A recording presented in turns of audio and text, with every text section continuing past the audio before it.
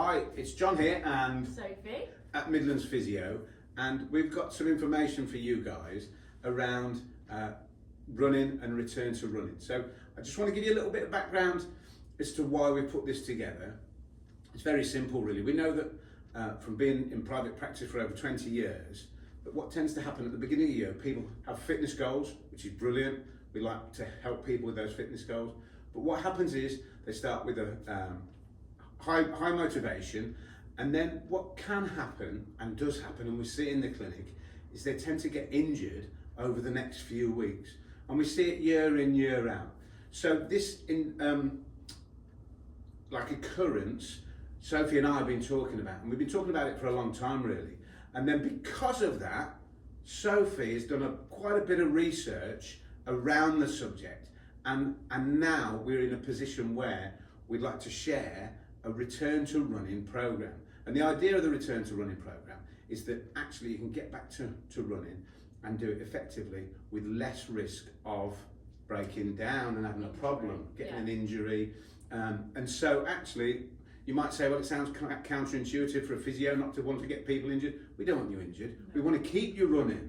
So that's why we put this together. Sophie's going to explain it to you, and this is a long form of the video. We've got lots of short videos which you can have a look at, but this is the long form video. It's probably going to be about 20 minutes, which I know some people find that a bit long, but just always remember you can use the speed controls, and if you play it at 1.25 or 1.5 of the normal pace, plainly that will get you through quicker, but you can still get the information across. So, Soph, you might have to explain what our return to running looks like. Okay, so our return to running program is a prehab program. So we're looking at post-injury, if you're at a good level, or no injury, bringing you back up to where you want to be, or your next goal. Like we said, New Year's resolutions. We don't want people getting injured to start with. We've identified a bit of a trend. People get injured at this time of year. We don't want that to happen. As much as we like seeing you, we don't want you to be injured for us to see you. So this is the return to running program. I've done a lot of research around how we test, how we measure, the best way to get you back, and everything around that. It's not just about running, it's also about the recovery, what we do in the gym. Runners just like to run, which we understand, but to keep you running as long as possible with the least amount of risk of injury, we need to do a little bit of work outside of pounding the pavements, okay? So we like to call that conditioning in here. People will say to us in the clinic, but John, I'm fit, I do X amount of miles a week. And that's right, that's absolutely fine. But it's the conditioning around the running that's gonna help you. Brilliant. So we'll hop into the presentation, have a little seat to start with. So why have we done that? We've just explained a little bit around why I've done all of this research. But we know one size doesn't fit all. So as much as this is a blanket return to running program, each and every one of you, we're going to have to look a little bit differently into what we do to get you as robust when you're running as possible. We've experienced so many failed return to running programs, people coming from elsewhere, people have done it themselves.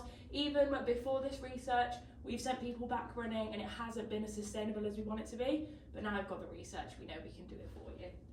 So, contents, obviously we've been through the introduction, we've got return to running treatment plan, return to running metrics, and our conclusions, what we want you to walk away with from this presentation, from this workshop. So, introduction, we want to facilitate a safe and effective return to running program for you with no injuries as much as we can control. We want specific metrics, so we need to measure it. Sometimes we can find some of these programs and some of the things, even we've done in the past, a little bit subjective. We want numbers we can follow to say yes, no, you can run, you can't run, or you're in the best position possible to go for it. So that's a goal of this program. And of course, with the numbers, hopefully it's easier for you to understand as well. You say, right, this is where I am number X, and we'd like to get you to number Y, and this is how we're going to get there. So it hopefully makes it easier for you to understand. So it's measurable, that's what we want, measurable and successful return to running programs. So, before we actually look at a Couch to 5K or a 10K program, we need to look at what we do before, the outside of the running preparation.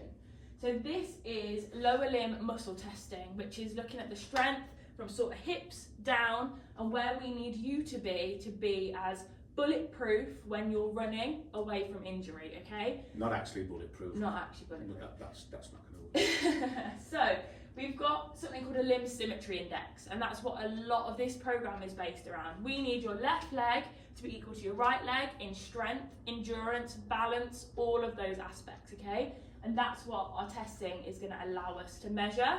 We're going to be able to see which leg is your dominant, if you have one, if one's got a deficit, if you've had previous injuries, we're going to need to sort that out before we get you to run, because running is a single leg activity. You're stood still, you've got two legs on the floor, you're running, you're on a single leg. So we need them to be symmetrical, otherwise one's working harder than the other, okay? As well as the muscle testing, we've looked at some functional tests, okay? So muscle testing is more static. We need some dynamic tests as well. So things that we measure while you're moving, because running isn't static, you're moving, okay? So a Y balance test is really important to see your risk of injury. We've got a metric after you do this test. You can see me on this apparatus here. That can actually predict your risk of injury, which we can work out in the clinic for you and make sure we know where you're lacking. There's 3 points, each one of them is equally important to you running, but we have to measure your limb symmetry index as well to see versus left v right and all the planes of movement that you're going to be working on in this. Single hop test, you hop for 3, again LSI, limb symmetry index. All of these have different goals. So the static test is 85% limb symmetry index. This single leg hop test is 70%. However, we're aiming for 100. So we've got our basic, but if you want to be as strong as possible, we're aiming for left equals right, okay? So all of these are researched, all of the papers we've got, so we know that they're robust measures. We've just combined them all together and made our own program from that. Last dynamic test is a lateral step down, so you're on a step and you're stepping down, you can see me here, and we look at what other parts of your body do to compensate and keep you balanced. So what your hips doing, what your arms doing, what your core, and that produces a score. And we want that score to be as low as possible, no compensation, and it is just your core and your lower limbs that are getting you down off that step. So when now looking after we've tested and we've got your baseline, we need to look at the different phases. So we've got week 1 to 3, 3 to 6, and 7+ of this running program, okay? So to start with, it's very simple. We just need to work on the metrics that we've seen are lower from your testing, improve that limb symmetry index, and want all of the following 3. So cardiovascular conditioning, 10 to 15 minutes, walking, cross training, static cycling, just getting the muscles used to working.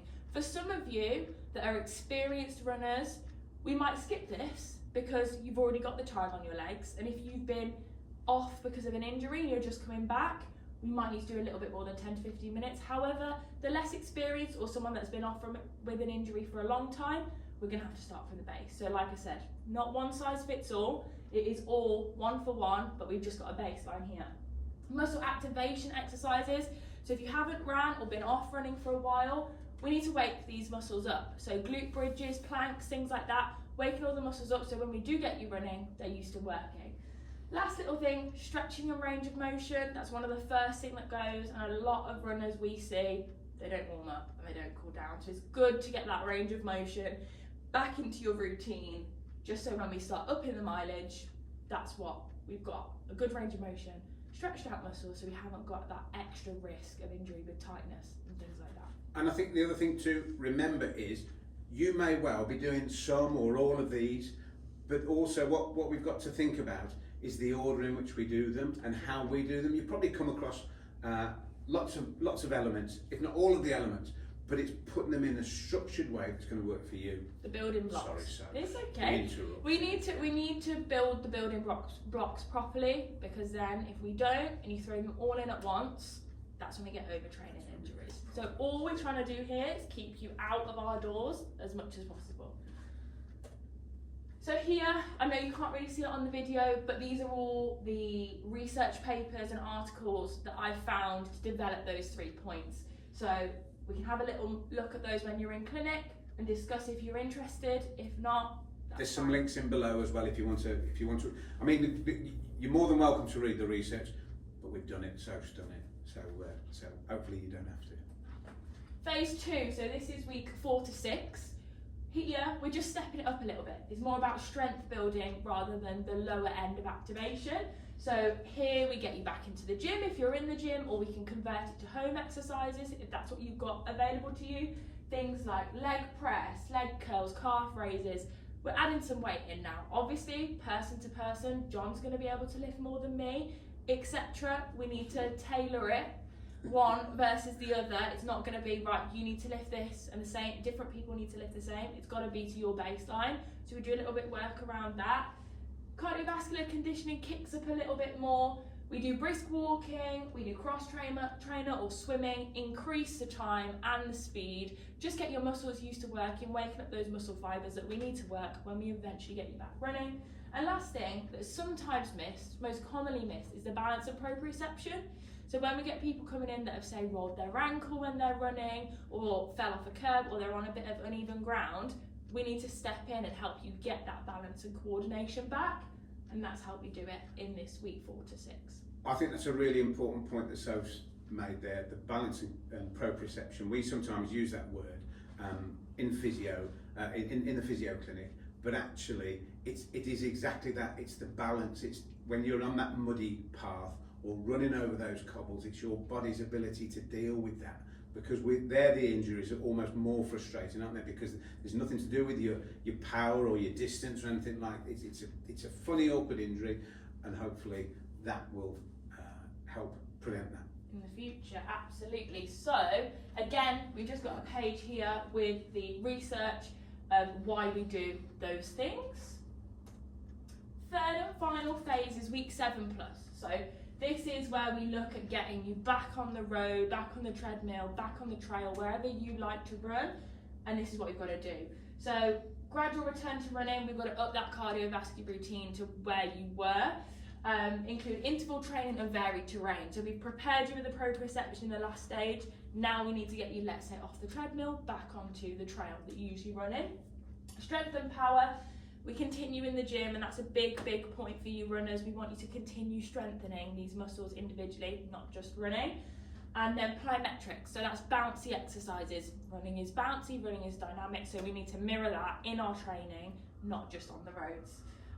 Monitoring and adjustments, we need to look at those metrics that we measured at the start, see if you've improved. We think you will have, we've given you the programs, and if we need to focus more on a calf raise or focus more on your core or your glutes, just at the end to make sure you're as robust as possible, and adjust the program on the feedback we've got from you.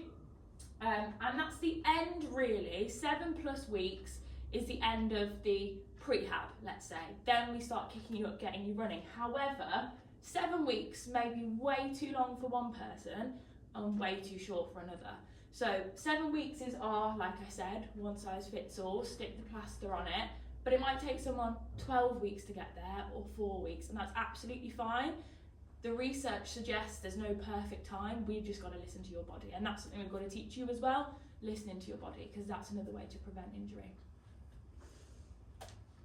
Again, we've got the research.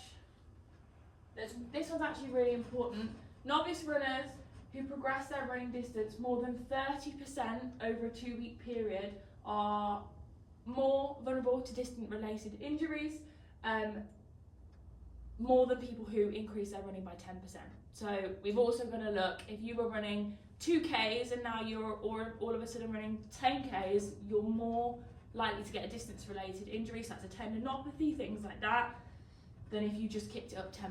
So we need to measure that as well. We're not just going to say run, we need to measure that. We're saying little bit at a time. Now you probably know that, but we've got the research and we can help you build those segments bit at a time. And so there's a structure and you've got that understanding of it and you know what those increments are looking like. And should be. There's a certain amount of risk at increasing distance at any point. We just need to take the smallest amount of risk. So this is sort of our special sauce, I say, with our running program, is considerations before. So we've done all the training, we've done all the testing. These are just the little extras that are going to sort of polish what you've got going on and again prevent you injuring a little bit more. So things like backwards walking. When we run, we're going forward. How often do we run backwards? Never. But our posterior chain, so our glutes, hamstrings, calves, are so important when we're running. And we don't train them dynamically like running. So a backwards walking program, which we've got a 12-week program separate to our return to running program, is really good for strengthening those neuromuscular pathways, so your brain telling your posterior chain to wake up, and also increasing knee strength and your gait strength just by walking backwards on a treadmill.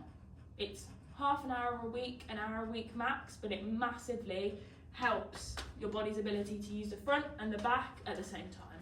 And again, if you think about it, it's going to help your posture as well. We do everything going forward, like so said, we don't do anything going back, but actually by working the muscles on the back, we're going to start to get you more upright. Sorry. Perfect. So another thing that we massively see with a lot of runners, and this just isn't new runners, they're training in the wrong heart rate zones. So zone 1, me and John won't even be touching at the moment because we're just chatting, nothing. If we were to run down to the park, me and John probably would be hitting a little bit more than zone 1. So. But we want to be in zone 1 to the lower end of 3 as much as possible. People with watches and Garmin's, Apple Watches, any Fitbit that measures your heart rate, you can check this when you're running, and this is one of the biggest things I will always check on my patients when they come in. Obviously we do an objective assessment, but we don't see you running.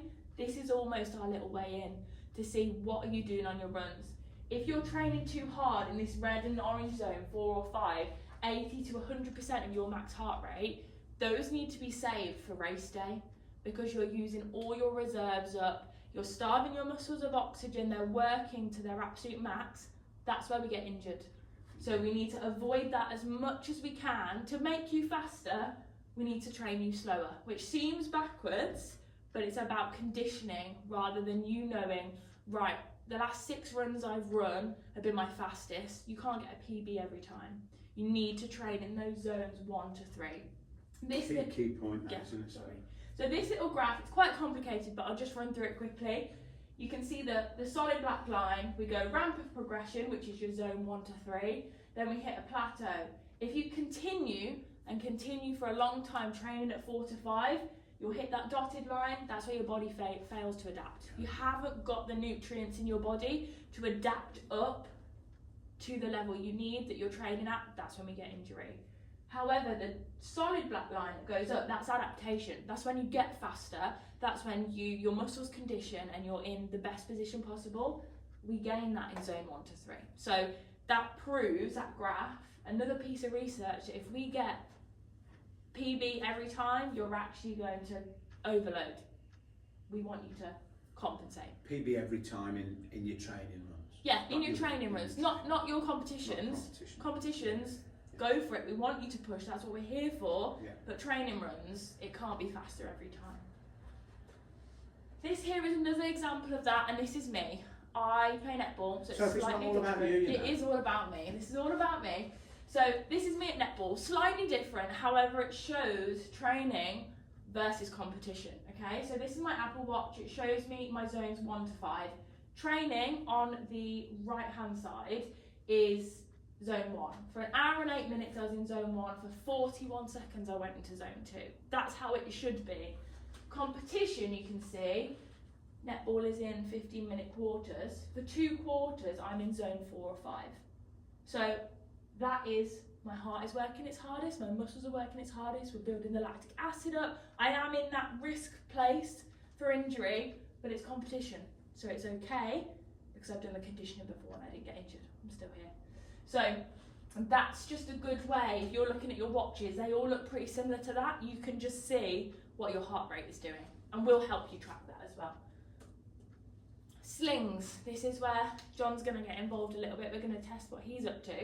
So a sling is where a band or a chain of muscles need to work together. And they're really, really important when running because your 2 powerhouses, your upper body and your lower body, need to be connected in the middle. So it's this core, this sling that goes through. Think of it as a rope. We want, all to contract together. So we've got a posterior and an anterior sling, and we need them to work together for the maximal amount of acceleration when you're running, okay? So we're going to get John on the bed, and we're going to test his 2 slings, anterior and posterior. I'm going to explain a little bit about what's going on there while we're doing it, okay? What do you want me to do? You hop on this leg for me, John. So our anterior sling is our core into our adductors, okay? So we need you to be able to do sort of a half bicycle crunch and be resisted while you're doing it. So that's the perfect movement. What I'm going to do, perfect, 10 out of 10. What I'm going to do is resist John there. He might be great, and I might not be able to push him down. We haven't tried We this. haven't tried this. This is This is soon first to find time, out. Yeah, we'll all absolutely. see. So he needs to be able to activate all of that together, because if you think when you're running, that's what we need. So if you do that movement for me, John, and resist me there. Well done. So John's really strong in It's there, quite good actually, isn't but it? it's difficult. Now if we go the other side, so do other arm to other leg. Oh. This leg. Wrong one. Wrong. Well It's done. not bad, is it, actually? Very good there. So John's Oh, I'm quite old, you know. John's anterior sling is really, really good. So he would not have an issue with coordinated upper body strength when we're running and lower body strength at the front. Spin over for me, John. So now we need to test posterior sling at the back. What I need you to do is lift your opposite leg and your opposite arm up. Right. Perfect. I'm going to push you down. Yeah. Slightly weaker, I'd say, than your front. Yeah, I mean, it was harder. It was Give you that, harder. it was harder. I don't know if you guys can see this, so push this leg up and that arm, brilliant. Push. That's interesting, isn't it? It's a bit- Difficult. Yeah. Difficult. So John clearly is a pro, but you'll find Clearly. I don't think mine Clearly. would be that strong, because I know I need to work on my core. Should we give it a go? We can give it a go, Come on. absolutely. We can give it a go. So, So opposite arm, opposite leg. push down. Oh, that's good stuff. Hard though. And then, that's it. Good resistance, I like it. Oh, that's so, yeah, good. Difficult. It is difficult, but you've got good resistance. Probably don't want to suffocate. That's not the idea. So, where are we going? So we're going to push, push, push. That's good. You see, we've got some good resistance there. You can try this at home with your partner, just to see what your sling strength is like. It is difficult. It is hard. It is It's harder really than you might difficult. think. So we need to look at improving that if there's a deficit left v right, but it's really, really easy to improve. We've got gym workouts you can do and even home workouts that can improve slings. And it's all going to help you running. This is where we need to go back. We need to say almost after every sentence, it's all going to help you running. All help going to you improve running. your running. All going to improve your running. That's So- what we're after. Other little thing we've got is cadence. So sometimes people think wider strides is going to get them further quicker. However, that might be the case, but it's putting more force onto your joints, muscles, ligaments, tendons, because you're building up more force as you're coming down. Think of it as reducing going up into a higher gear on a bike. Your legs are going faster. Is it up a gear? Yeah. Changing gear. Changing gear on a bike. I haven't ridden a bike in a long time apparently. down a gear on a Down bike. gear. So your legs are going faster, but you're travelling at the same speed. That's the idea. This is just a bullet point dump list of all the recovery things you should be doing when running.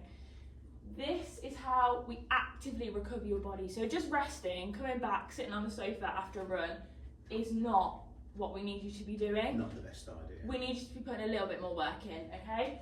So rest days, they need to be scheduled. They're not just when you can't be bothered to go for a run, maybe once every 4 weeks. They need to be scheduled, and you should be having at least one rest day a week. That's from the gym and running. That's bare minimum. Rest is a training session too. Absolutely. Little mantra I like to use. I Absolutely. bore people with. Sometimes they roll their eyes when I say that. But it really, really is. And then hydration. A lot of people need to talk about electrolytes, just the amount of water they're drinking. Really important to allow that lactic acid to flush out. If you're doing so much training, we need to fuel the body properly. Same as nutrition. Balanced diet, lots of proteins, carbs as well. If you need the energy to go, carbs are going to do that for you. Sleep, huge, 7 to 9 hours. You might be getting up at 4 a.m. for a training run, but we need you to go to bed earlier because otherwise your body can't recover. Your body recovers the best when you're sleeping, so that's a training session as well, sleeping. Active recovery, so low intensity activities like yoga, Pilates, those are things we need you to be doing. Ice baths, I'm not so sure on those, but an ice pack, equally, if you've got a soreness or an ache or you know you've got a weakness in one area, just keeping the inflammation down, really important. Ice baths are a really personal thing, aren't they? I don't like getting in a cold ice bath. That's, you know, possibly one of those things that I'd do if I really, really needed to. If you like it and there's lots of research around it, go for it, give it a try, and that's the point. That's the absolute point. Stretching and foam rolling, stretching, that's my nag in the treatment room. Stretching, so important in injury prevention. Massages, we can obviously help you with that, but really important for keeping the muscles nice and loose. Listening to your body, like I mentioned earlier, it's massive. If you wake up, you've got such achy muscles because you've been doing so much training, you don't need to go for a run that day. You need to learn your body, that's the importance. Learn your body? Learn your body? Teach your body? Listen to your body? Learn to listen to your body. Learn to listen to your Learn body. to listen to your body. You got to learn to listen to your body. There we go. 2 brains, that took 2 brains. So use recovery tools like compression garments, massages at home, which this is the one fits all. One doesn't fit all sort of thing, because some people we absolutely wouldn't recommend a percussion massager, one of the home massage guns, because we know that would do more damage than it's worth. But if we've got someone that has a little bit of experience with one or is really confident with one, we might do it for a certain muscle. Things like a compression garment, if you haven't got a chance to stretch and cool down after your run and you've got to drive to work, drive home from the track, a compression garment's better than nothing. So we've got to tailor it to what your training looks like and what your routine is. Considerations on how long you've been off. And this is really important. This is really key. Important. Less than 5 days, with 5 days being the max. So you haven't run for 5 days? Crack on. Carry on as you were. If you were running 10Ks, 2Ks, 1K, carry on as you were. You've not lost your fitness, you've not lost any conditioning, carry on. 6 to 28 days off. Say that again, say that again. 6 to 28 days off. So that's less than a month. You need to return at 50% of what you were at. So if you're in a 10K, 5K, 2K, you need to go back at a 1K. That is the research, and we need to guide you. People roll their eyes, but you will get back to where you were. We just don't want any injuries to crop up, and we don't want, if you're recovering from an injury, that to pop back up as well. 4 to 8 weeks off, which can happen if you have an injury or you've just fallen out of love with running, been too busy, for example. 4 to 8 weeks, you need to go back to 33% of what you were running at. Any more than 8 weeks, we are starting sort of from the beginning, and we've got to take you through that. But 33% of where you're at 4 to 8 weeks. So that's 2 months. We can't tell you how many people that we see in this clinic who have taken that time off can smash or have been able to smash out a run, and they try and do it again after time away. And that causes so many problems. And you really got to consider it, because it's so important. So important. So important. And our job is to nag. We're That's very good naggers. This is one of the things That's that we why nag we the nag. most. That's why we nag. 100%. That's why we nag. So some protocols that we use, just wrapping up now, we're actually talking about running. So we've done all of that, and we haven't actually ran yet. So it shows how much behind the scenes goes on just to keep you running. But you've got to remember, we want you to run too. All this is to get you to run. It's and not be injured, so you don't have and to. not stop you running. We want you to run, but I know we haven't got you running yet. But this is why. Catch the 5K, great for beginners, amazing. I've done it, John's done it, when we're right at the start of our running journey. So important. Really good. But really good just to kick you off. If you've had 12 weeks off, we'll say catch the 5K. That it looks after you in every way possible. Catch the 5K. Medium mobility, so you've probably been off maybe 4 to 8 weeks and you were running sort of 10Ks before. This is the program we'd use. All of these are research. This is an NHS one. And also we can work with your running programs. If you've got a coach, let's say, we could adapt what they're giving you. We need to work with you, like I said, one size fits all. But for the average medium mobility return to runner, this is what we need to do. And it just shows you times and days you should be running over a 12-week period. And then more of a elite 10k for 40 to 50 minutes. We've got a training plan for that as well. All research again, this is a Runner's World 2018 one. We've got rest days scheduled, we've got intervals, cool downs, hill sprints, everything in here, recovery runs that we need to get you to that 10k in that 40 to 50 minutes. However, if you're coming to us and have never ran before, it's going to take us a little while to get you here because, like we said, we can't kick you up too quickly. Last little thing as our sort of parting conclusion, whatever the plan is, it has to be modified to your specifications, to you. One size doesn't fit all. You can see all these people, we've got marathon runners, we've got soldiers, we've got the more mature runners. We need to make sure it suits you. Me and John, if we didn't do any activity for the next 8 weeks, it would take us different times to get back to a 5k, a 10k, just because that's how the body works. And we need to really consider that. You need to really consider that when you're training and returning from running. But yes, that's our return to running program. And I think what we're saying here is that we want you running.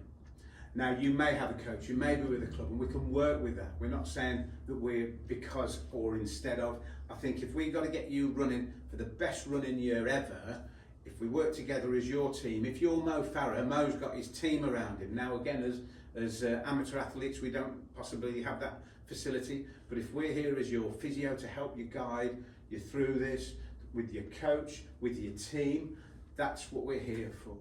So there's lots of considerations there. It's a real good bit of information there. Hopefully we haven't gone on too much or kind of bored you too much. Absolutely. But if you're here at the end of the video, really appreciate you listening. Thank you. But there's some good info, so if you require any information, honestly, just pick up the phone, send us an email. We'll get back to you and can start that dialogue. So, as I said, hope that's helped. Thanks, Soph. That's honestly, it's such good info that we've been able to share with you, and hope that helps for your best running year ever. Absolutely. Bro. Bye.